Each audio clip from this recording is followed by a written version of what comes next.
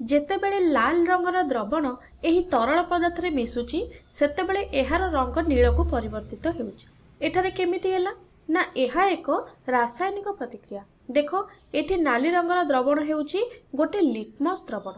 ଯେତେବେଳେ ଏହା କ୍ଷାର ସଂସ୍ପର୍ଶରେ ଆସୁଛି ତାହାର ରଙ୍ଗ ନୀଳ ରଙ୍ଗକୁ ପରିବର୍ତ୍ତିତ ହେଉଛି। ତେବେ ଚାଲ ଏବେ ଆମେ ଲିଟମସ୍ ବିଷୟରେ କିଛି ଅଧିକ ଜାଣିବା। ତାହେଲେ ଏହି ଲିଟମସ୍ଟି କ'ଣ ନା ଏହା ଏକ ରଞ୍ଜକ ବା ରଙ୍ଗ କରିବାର ପଦାର୍ଥ। ଏହାକୁ ଆମେ କେଉଁଠି କେଉଁଠି ବ୍ୟବହାର କରେ ଚାଲ ଦେଖିବା। ନା ଖାଦ୍ୟକୁ ରଙ୍ଗ କରିବା, ଚୁଟିକୁ ରଙ୍ଗ କରିବା, କପଡ଼ା ରଙ୍ଗ କରିବା ପାଇଁ ଆମେ ଏହି ରଞ୍ଜକକୁ ବ୍ୟବହାର କରିଥାଉ। ଏହା ଥାଲୋଫାଇଟା ଶ୍ରେଣୀର ଏକ ଶୈବାଳିକାରୁ ନିଷ୍କାସନ କରାଯାଏ ଯାହାକୁ ଲାଇକେନ୍ ବୋଲି କୁହାଯାଏ। ଏହି ଲାଇକେନ୍ କ'ଣ ନା ଶୈବାଳ ଓ କବକର ମିଳିତ ରୂପରେ ଏହା ଗଠିତ ହୋଇଥାଏ।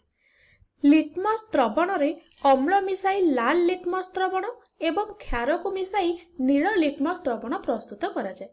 ତାହେଲେ ଏଇଠି ଆମ ସମସ୍ତଙ୍କ ମନରେ ଗୋଟେ ପ୍ରଶ୍ନ ଆସେ କି ଆମେ ଲିଟମସ୍କୁ କାହିଁକି ବ୍ୟବହାର କରିବା। ଏବେ ଚାଲ ଆମେ ସେ ବିଷୟରେ ପଢ଼ିବା କି ଆମେ ଲିଟମସ୍କୁ କ'ଣ ପାଇଁ ବ୍ୟବହାର କରୁଛେ ଏବଂ ଏହି ଲିଟମସ୍କୁ ଆମେ କେଉଁଠାରେ ବ୍ୟବହାର କରାଯାଏ ତାହା ମଧ୍ୟ ଦେଖିବା। ତାହେଲେ ଏବେ ଚାଲ ଆମେ ଏହି ଭିଡ଼ିଓ ଆରମ୍ଭ କରିବା। ଆମେ ଜାଣିଛେ ଅମ୍ଳର ସ୍ୱାଦ ଖଟା ହୋଇଥାଏ ବା ଅମ୍ଳକୁ ଯଦି ଆମେ ଟେଷ୍ଟ କରିବା ତାହା ଖଟାଳିଆ ଲାଗେ। ଉଦାହରଣ ସ୍ୱରୂପ ଲେମ୍ବୁକୁ ଟେଷ୍ଟ କଲେ ତାର ସ୍ୱାଦ ଖଟା ଲାଗିଥାଏ। ସେହିଭଳି ଆଉ ଗୋଟେ ହେଲା କମଳାକୁ ଟେଷ୍ଟ କଲେ ମଧ୍ୟ ତାର ସ୍ୱାଦଟି ଖଟା ଲାଗେ। ତାହେଲେ ଏଠି ଉଦାହରଣ ଦେଖିଲେ ଅଛି। ସେହିଭଳି କ୍ଷାରର ସ୍ୱାଦ ପିତା ହୋଇଥାଏ। ଯଦି କ୍ଷାରକୁ ଆମେ ଟେଷ୍ଟ କରିବା ତାହା ଆମକୁ ଟିକେ ପିତାଳିଆ ଲାଗିବ। ଉଦାହରଣ ସ୍ୱରୂପ କଲରା ଟେଷ୍ଟ କଲେ ପିତା ଲାଗେ। ପାଳଙ୍ଗ ଶାଗର ସ୍ୱାଦ ମଧ୍ୟ ଟିକେ ପିତୁଳିଆ ହୋଇଥାଏ। ତାହେଲେ ଆମେ କ'ଣ ସବୁ ଜିନିଷକୁ ତା ସ୍ୱାଦ ବାରି ତାକୁ ଅମ୍ଳ କି କ୍ଷାର କହିବା କି? ସେମିତି ହେଇପାରିବନି। କାହିଁକି ନା କିଛି ଅମ୍ଳ ଆମ ଶରୀର ପାଇଁ କ୍ଷତିକାରକ ହୋଇଥାଏ। ସେଥିପାଇଁ ଆମେ ଅମ୍ଳ ଓ କ୍ଷାରକୁ ଚିହ୍ନିବା ପାଇଁ କିଛି ନୂଆ ଜିନିଷ ବ୍ୟବହାର କରିଥାଉ ଯାହାକୁ ସୂଚକ। ଏବେ ଚାଲ ଆମେ ଦେଖିବା ସୂଚକ କ'ଣ।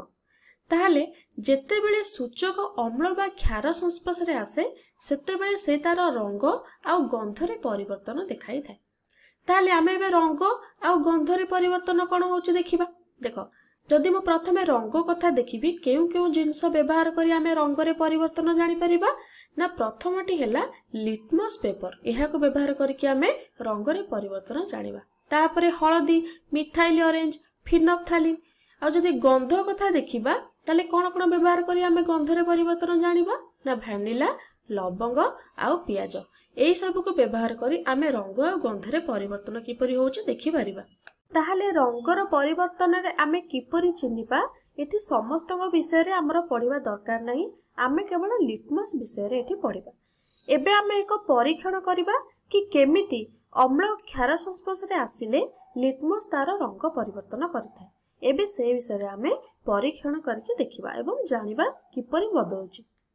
ତାହେଲେ ଏହି ଲିଟମସ୍ ଦ୍ରବଣ ଦୁଇ ପ୍ରକାର ରଙ୍ଗର ହୋଇଥାଏ। ଗୋଟେ ହେଲା ନୀଳ ରଙ୍ଗର ଦ୍ରବଣ ବା ନୀଳ ଲିଟମସ୍ ଦ୍ରବଣ, ଆଉ ଗୋଟେ ହେଉଛି ନାଲି ରଙ୍ଗର ଦ୍ରବଣ ବା ଲାଲ ଲିଟମସ୍ ଦ୍ରବଣ। ଦେଖ ଏଠାରେ ମୁଁ ଗୋଟେ ପାତ୍ରରେ କିଛି ଅମ୍ଳ ରହିଛି ତା ସହ ନୀଳ ଲିଟମସ୍ ଦ୍ରବଣକୁ ମିଶାଉଛି। ଦେଖ ଧୀରେ ଧୀରେ ଏହାର ରଙ୍ଗ ନୀଳ ରଙ୍ଗରୁ ନାଲି ରଙ୍ଗକୁ ପରିବର୍ତ୍ତିତ ହେଉଛି।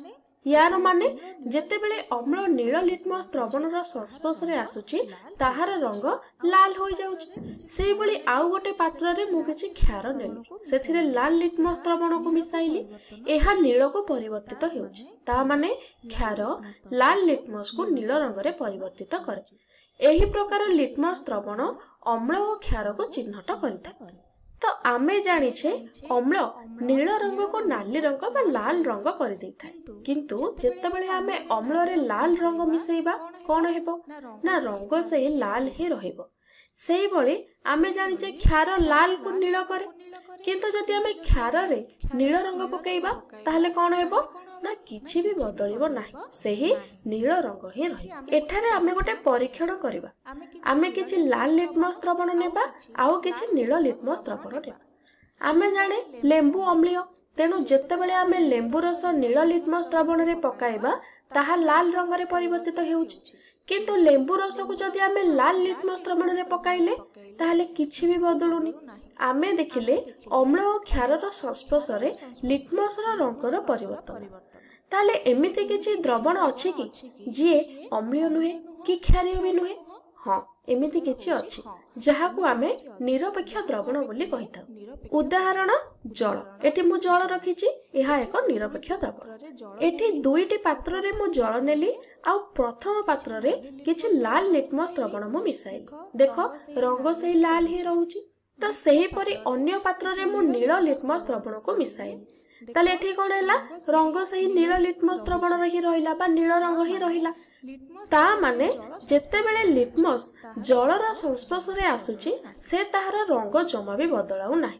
ताहले आमे जानिले अम्ल नील लिटमस को लाल रंग रे परिवर्तित करिथाय। किंतु जदि आमे लाल लिटमस को अम्ल रे बुडाइबा ताहले कोन हेबो? देखो एठी लाल लिटमस को अम्ल रे जदि आमे बुडाइबा एठी किछि भी परिवर्तन हेबो नाही। रंग सेही लाल लिटमस रही रहिबो। सेही बोली आमे जानले क्षार लाल लिटमस को नील रे परिवर्तित करे बा नील रंग रे परिवर्तित करे। जदि आमे नील रंगर लिटमस को नहीं के ताको क्षार रे बुड़ेइबा ताहले कोन हेबो? ना रंग सेही नील लिटमस द्रवण रहे। ताले एठी आमे निरपेक्ष द्रवण विषय रे पढिले। निरपेक्ष कोन? ना जदि आमे एक निरपेक्ष द्रवण रे नील लिटमस बुडाउचे ताले रंग सेही नील रंग ही रहुछि, कोनोसी परिवर्तन हेउ नाही। किंबा जदि आमे एक निरपेक्ष द्रवण रे लाल लिटमस रंग बुडौचे बा लाल लिटमस पेपर बुडौचे ताहले रंग कोन रहउछि? ना सेही लाल ही रहउछि। बा एठी आमे द्रवण भी यूज करि परिबा, नील लिटमस द्रवण भी व्यवहार करि परिबा किंबा लाल लिटमस द्रवण मध्ये व्यवहार करि परिबा। जहा कि आमे जल रे देखिले, जल रे नील लिटमस द्रवण रखिले बा पकाइले ताहा सेही नील रहउछि एवं लाल लिटमस द्रवण पकाइले ताहा सेही लाल रहउछि। एठी किछि भी परिवर्तन हेउ नाही। आम पाखरे प्रायत लिटमस द्रवण रुहे नाही, एहा टिके मिलिबा कष्टकर। बाकी लिटमस पेपर को आमे आराम से पाई परिबा। एहा बही दुकान रे भी हमको मिलि जिवो। ताले एही पेपर को व्यवहार करी मध्य आमे अम्ल और क्षार को आराम से चिन्हि परिबा। किपरि?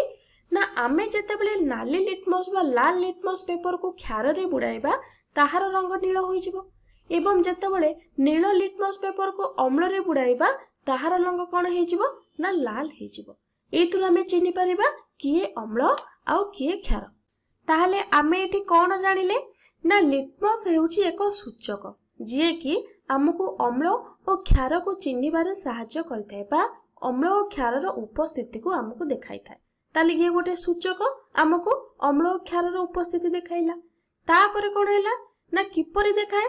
ना ता रंग को परिवर्तन करिकी नील लिटमस को लाल रे परिवर्तित करिथाय किए?